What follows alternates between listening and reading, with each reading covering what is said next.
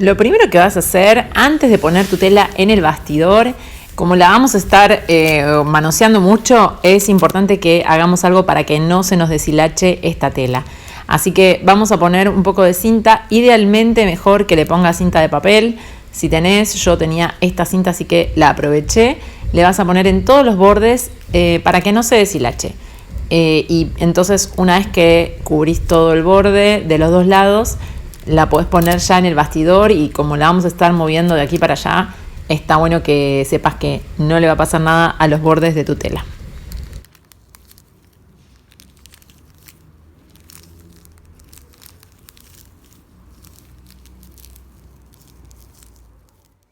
Ahora sí, estamos listas para poner nuestra tela en el bastidor.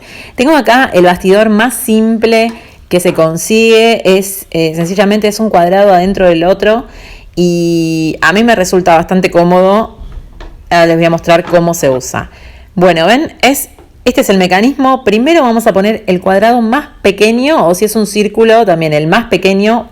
Después vamos a poner la tela y con el cuadrado más grande, vamos a tratar de que coincida, y con el cuadrado más grande vamos a ajustar la tela en el cuadrado menor. Así, vamos a ir haciendo que encaje. Esto es lo que va a tensionar la tela y después vamos a ir estirando para conseguir la mayor tensión que podamos. Por eso está bueno que tengamos los bordes con cinta para que podamos tironear y la tela no se nos desarme.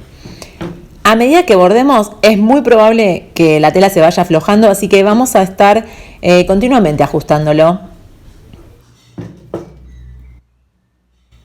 Bueno, esto es básicamente cómo se engancha la tela para dejarla lista para empezar a bordar.